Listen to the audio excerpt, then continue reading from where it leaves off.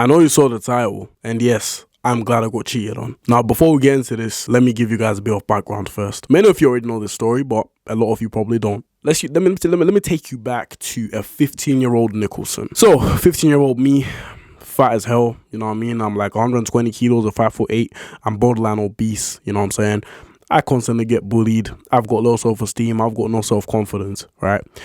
I have this outgoing personality, but it's like a mask of how I really feel. So I've got this personality where it's like, you know what they call it, the fat boy personality, where I'm properly like overly loud. I just do everything extra, try to be extra funny, extra confident, whatever the hell that means, to make up for the fact that I'm insecure about being fat. I had that personality and I got bullied because of it. People could see through it, you know what I mean? I tried getting girls and I couldn't get girls. So, I think this is right before I turned 16, or it might be just after, but there was this festival called Carnival. So right before that carnival, there's this girl that DMs me on Instagram, you know what I mean? Now, this is by far the best looking girl I'd ever seen in my life at that time, right? She just messaged me and she's like, I don't know how she knew where I lived on my Instagram, but she sent me a DM, boom, hey, I'm coming to this city at this time, are you gonna be there? Blah, blah. I never so knew this girl, but I was at home, I'm bored as hell. I'm like, the hell? I thought it was fake at first. I was like, you know what, fine, I'll do it.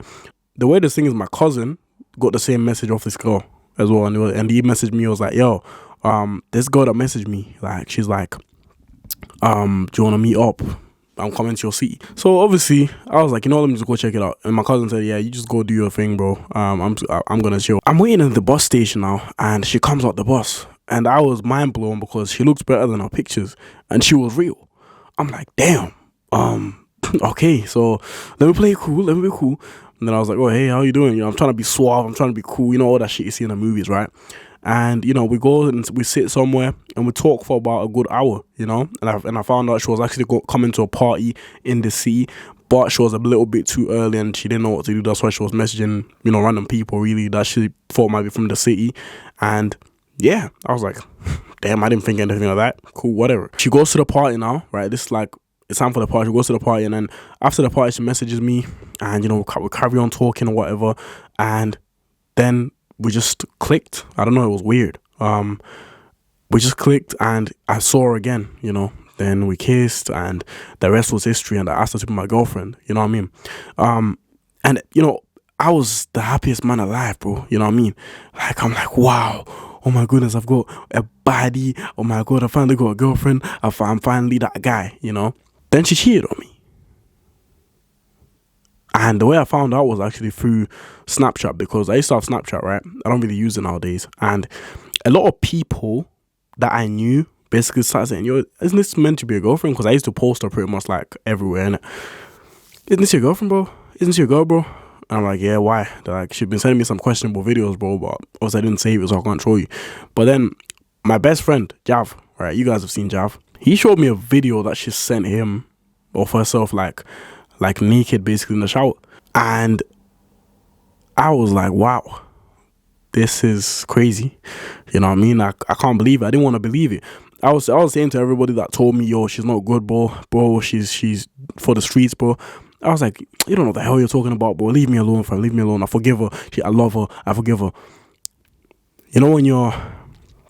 When you're infatuated by a person, when you're lusting after a person, you sort of have these blinders on, right? Even if they blatantly cheat on you, you still want to get back with them because you feel as if you're going to be miserable and your life isn't the same without them, And it took me a long time, months, to finally stop talking to her and being like, you know what, it's time for me to move on, and to finally get the courage to actually move on. And then it took me even more years after that to heal from the heartbreak, right? But I say I'm glad that she did that, because had she not cheated on me and had she not broke my heart, essentially, you wouldn't be watching this video right now. I wouldn't be impacting the amount of people that I've impacted in my life. I wouldn't be a guy who goes to the gym consistently. I wouldn't be a guy who's ambitious. I wouldn't be a guy who wants to be the best version of himself. It was like the final straw that I needed to self-improve. And that's why I say I'm glad I got cheated on. Now, going through the pain itself, of course, it sucks. It sucked. Like, I had some nights when I felt like just ending everything, because who wants to be cheated on? But in hindsight, looking back on it, it was meant to happen. It was meant to make me stronger, right? Like the bullying, I could live with, right? The, people looking down upon me, I could live with it at that time.